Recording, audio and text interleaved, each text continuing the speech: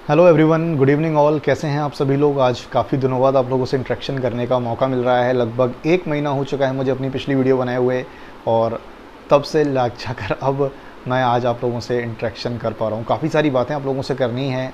पिछले 1 महीने में बहुत कुछ हुआ है बैंकिंग इंडस्ट्री में।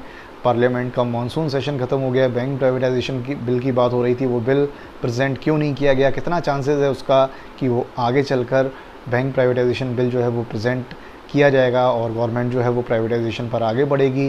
कॉन्ट्रेक्चुअल जॉब से रिलेटेड न्यूज़ आई थी, पीसीएस से रिलेटेड न्यूज़ हैं। बहुत सारी बातें हैं जो आपसे आज इस वीडियो में करनी है दोस्तों, तो बने रहिएगा वीडियो में अंत तक मेरे साथ।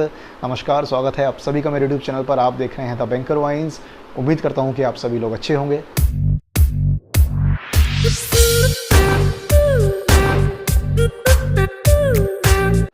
दोस्तों, मैंने अपने पिछली वीडियो में आपको बताया था कि गवर्नमेंट जो बैंक प्राइवेटाइजेशन बिल है वो मानसून सेशन में नहीं लाने वाली है। हालांकि मानसून सेशन शुरू होने से पहले काफ़ी सारी न्यूज़ ये आ रही थी और बहुत ही ऑथेंटिकेटेड सोर्सेज से ये न्यूज़ मिल रही थी कि जो प्राइवेटाइजेशन बिल है वो इस मानसून सेशन में डेफिनेटली प्रेजेंट होगा। बट मानसून सेशन शुरू होने से कुछ दिन पहले ये न्यूज़ आई कि बिल नहीं प्रेजेंट होगा, और जब ऑफिशियल लिस्ट निकल कर आई बिल्स की, उसमें बैंक प्राइवेटाइजेशन बिल नहीं था। तो दोस्तों, ऐसी क्या मजबूरी थी गवर्नमेंट की, या फिर क्या कुछ और यहाँ पर प्लान्स हैं गवर्नमेंट के जिनके चलते बैंक प्राइवेटाइजेशन बिल प्रेजेंट नहीं हुआ है?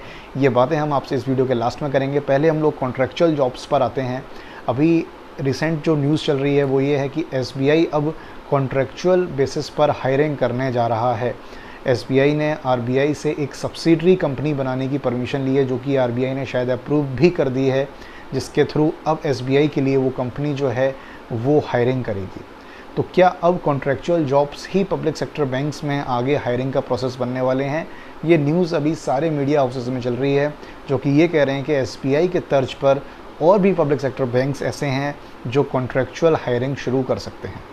दोस्तों, एसबीआई ने जो हवाला दिया है, जो न्यूज़ निकल कर आ रही है कॉन्ट्रेक्चुअल हायरिंग्स का, वो ये है कि वो कॉस्ट कटिंग करना चाहते हैं। जो सैलरी का और इनकम का रेशियो है उसको वो कम करने के लिए कॉस्ट कटिंग करना चाहते हैं। इस वजह से अब वो कॉन्ट्रेक्चुअल हायरिंग्स करेंगे।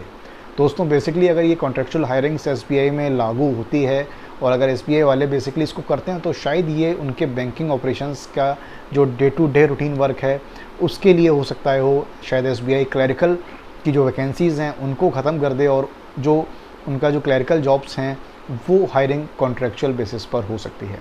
हालांकि एसबीआई जो है वो प्रोबेशनरी ऑफिसर्स की हायरिंग करता ही रहेगा, क्योंकि बैंक की ग्रोथ के लिए और बैंक के लॉन्ग टर्म ग्रोथ के लिए ये सबसे ज़रूरी है। और एसबीआई के जो पीओ की वैकेंसीज़ हैं वो हमेशा आती रहेंगी, और एसबीआई जो अपने रिक्वायरमेंट है उसके हिसाब से पीओ की भर्तियां करता रहेगा। दोस्तों, एसबीआई का अगर हम लोग प्रॉफिट देखें और बैंक्स के कंपैरिजन में Q1 में, तो वो सबसे कम है।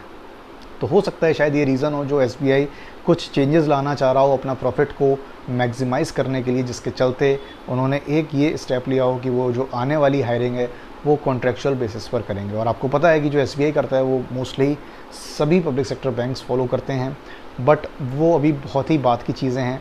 एक तरीके का ये इनडायरेक्ट प्राइवेटाइजेशन है।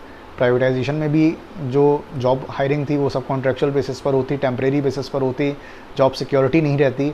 यहाँ पर भी सेम कुछ ऐसा ही होगा। अगर कॉन्ट्रेक्चुअल बेसिस पर हायरिंग होती है कि जॉब सिक्योरिटी नहीं रहेगी, और जो भी हायरिंग्स हैं वो सारी के सारे टेम्परेरी होंगे, परमानेंट नहीं होंगे। तो एक तरीके से हम लोग कह सकते हैं कि एक इनडायरेक्ट प्राइवेटाइजेशन है जो कि पब्लिक सेक्टर बैंक्स शुरू कर सकते हैं। जो एसबीआई अगर शुरू करेगा तो हो सकता है इसको देखकर पब्लिक सेक्टर बैंक शुरू करें, लेकिन ये अभी बहुत बात की बात है। अभी इसका कहीं दूर दूर तक कोई लेना देना नहीं है। दोस्तों, अब बात कर लेते हैं पीसीए की। तो सेंट्रल बैंक जो है वो पीसीए के बाहर आने वाला है। मार्च में ये न्यूज़ आई थी। एक इकलौता बैंक है, आपको पता है, सेंट्रल बैंक, जो कि पीसीए के अंडर में है। हालांकि अब जो फाइनेंशियल कंडीशंस हैं सेंट्रल बैंक की वो बहुत अच्छी हुई हैं, जिसके चलते सेंट्रल बैंक ने आरबीआई को अप्रोच किया है और रिक्वेस्ट करी है कि वो अब पीसीए के बाहर इसको कर सकें। तो बहुत जल्द उम्मीद है सेंट्रल बैंक के एम्प्लॉयज़ के लिए भी ये खुशखबरी है। भाई, उनकी मेहनत जो है वो रंग लाई है। सेंट्रल बैंक का जो प्रॉफिट है वो बहुत अच्छा बढ़ा है। Q1 में भी हम लोगों ने देखा था कि कितना अच्छा प्रॉफिट उन्होंने पोस्ट किया था। जो एनपीए है वो भी उनका मिनिमाइज़ हुआ है, जिसके चलते अब वो पीसीए फ्रेमवर्क से बाहर आ सकते हैं। दोस्तों, हम लोग बात कर लेते हैं प्राइवेटाइजेशन से जुड़ी फिर से कि मानसून सेशन में प्राइवेटाइजेशन बिल क्यों नहीं प्रेजेंट किया गया, क्या रीज़न्स थे, क्या कोई पॉलिटिकल एंगल गवर्नमेंट ने सोचा जिसके चलते बिल प्रेजेंट नहीं किया गया। तो दोस्तों, ये सब एक हाइपोथेटिकल कंडीशन है जो कि हम लोग कह सकते हैं कि पॉलिटिकल एंगल था, गवर्नमेंट ने इस वजह से बैंक प्राइवेटाइजेशन बिल को प्रेजेंट नहीं किया। असलियत क्या है ये अभी कोई भी नहीं कह सकता है। कई लोगों का ये कहना है कि वो लेबर कोड में लेबर लॉ की वजह से फंसा हुआ है, जिसके चलते अभी तक वो प्रेजेंट नहीं हो पा रहा है, क्योंकि बहुत सारे ऐसे टेक्निकल हर्डल्स आएंगे। मैंने अपने पिछले वीडियोस में ये भी बोला था कि इतना आसान नहीं होगा गवर्नमेंट के लिए प्राइवेटाइजेशन बिल को प्रेजेंट करना, क्योंकि टेक्निकल हर्डल्स भी बहुत सारे होंगे, जिसके चलते प्राइवेटाइजेशन बिल जो है वो इतनी जल्दी नहीं आएगा। और दोस्तों, अब मानसून सेशन निकल चुका है, आने वाले कुछ सेशंस हैं नेक्स्ट ईयर, आपको पता है कि बहुत ही बड़ा होने वाला है। पॉलिटिकल एंगल को अगर हम लोग देखें, उसके चलते हो सकता है शायद अभी बैंक प्राइवेटाइजेशन बिल ना आए और लगभग फर्दर ये 1-1.5 साल के लिए टल सकता है। दोस्तों, आरबीआई का जो पेपर है अभी उस पर काफ़ी ज़्यादा बवाल चल रहा है, जिसमें उन्होंने पब्लिश किया था कि पब्लिक सेक्टर बैंक्स जो हैं वो बेसिकली फाइनेंशियल इंक्लूजन के लिए बहुत इंपॉर्टेंट है और गवर्नमेंट को बहुत सोच समझ के उनका प्राइवेटाइजेशन करना चाहिए। वहीं प्राइवेट सेक्टर बैंक जो हैं वो सिर्फ़ और सिर्फ प्रॉफिट मैक्सिमाइजेशन पर काम करते हैं। ये बात लिखी थी, हालांकि आरबीआई ने कहा था कि जो उनके ऑथर्स हैं उनके व्यूज़ हैं, आरबीआई के पर्टिकुलर व्यूज़ नहीं है गवर्नमेंट को लेकर। और बेसिकली किसी ऑथर्स ने भी ये बातें लिखी हैं, कुछ ऑथर्स ने ये भी लिखा था कि भाई सभी बैंक्स को उठा के प्राइवेटाइज़ कर देना चाहिए। कुछ ने लिखा है कि प्राइवेटाइजेशन जो है वो एक बहुत बड़ा वॉइड क्रिएट करेगा गवर्नमेंट के फाइनेंशियल इंक्लूजन प्रोग्राम्स में, जो कि एक सच बात है, एक प्रैक्टिकली बात है। अगर हम नॉर्मल जो हमारे कस्टमर्स भी आते हैं उनसे भी अगर हम लोग फीडबैक लेते हैं तो वो भी यही कहते हैं कि नहीं, पब्लिक सेक्टर बैंक्स ही बढ़िया हैं, हमें प्राइवेट बैंक में नहीं जाना है, प्राइवेट बैंक वाले हमें लूट लेते हैं, हमारे लिए तो सबसे सुरक्षित, सबसे सस्ता और सबसे टिकाऊ पब्लिक सेक्टर बैंक्स ही है। तो ये उनके रिव्यूज़ मिलते हैं और जो कि ग्राउंड रियलिटी है, और ऐसा होना ही चाहिए, क्योंकि हमने देखा है कि अभी आईडीबीआई का जो प्राइवेटाइजेशन है दोस्तों, जैसा कि न्यूज़ थी कि जुलाई एंड तक उनके इन्वेस्टर्स उनको मिल जाएंगे जिसको गवर्नमेंट सेल कर सकता है आईडीबीआई बैंक को, बट वो अभी तक नहीं मिल पाया है। तो बहुत सारे हर्डल्स हैं प्राइवेटाइजेशन में। जब तक आईडीबीआई का कुछ नहीं होता है पब्लिक सेक्टर बैंक्स की तरफ, मुझे नहीं लगता है कि गवर्नमेंट बिल्कुल भी आएगा।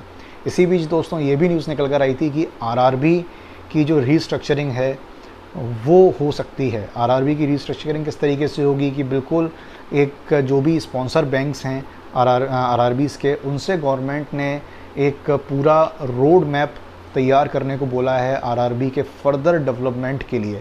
मतलब गवर्नमेंट जो है अब वो आरआरबी की तरफ भी ध्यान दे रहा है, क्योंकि पिछले काफ़ी टाइम से आरआरबी से जुड़ी हुई न्यूज़ नहीं आ रही थी। तो जो स्पॉन्सर बैंक्स हैं अब वो हो सकता है आरआरबीज़ की तरफ अब एक कुछ रोड मैप तैयार करें। बेसिकली रोड मैप्स की तैयारी की अगर हम लोग बात करें तो पब्लिक सेक्टर बैंक्स के लिए भी रोड मैप तैयार करने को बोले गए हैं। अगले 3 साल के फ्यूचर प्लान्स को बनाने के लिए गवर्नमेंट ने बोला है, जिसके प्रिपरेशन में कई सारे पब्लिक सेक्टर बैंक्स ने पैनल्स बनाए हुए हैं जो कि पब्लिक सेक्टर बैंक्स के आने वाले 3 साल के रोड मैप को तैयार करेंगे। तो 3 साल का अगर रोड मैप है पब्लिक सेक्टर बैंक्स का, तो 3 साल मुझे लगता है प्राइवेटाइजेशन से गवर्नमेंट दूर रहेगी। यह मेरा अपना अनुमान है, बाकी मैं उम्मीद करता हूँ कि यही सच हो दोस्तों। तो आज काफ़ी सारी बातें हो गई हैं और मुझे उम्मीद है कि आपको ये वीडियो पसंद आई होगी। मैं कोशिश करूँगा कि मैं जल्द से जल्द आप लोगों से वीडियो बनाता रहूँ, आप लोगों के साथ इंटरेक्शन करता रहूँ। उम्मीद करता हूँ आपको वीडियो पसंद आई होगी दोस्तों। अगर आप चैनल पर नए हैं तो चैनल को सब्सक्राइब करना मत भूलिएगा, बेल आइकन को प्रेस करिएगा और वीडियो को लाइक ज़रूर करिएगा। मिलता हूँ आपसे अपने अगले वीडियो में, अपना ध्यान रखिएगा। Thank you so much for watching my video.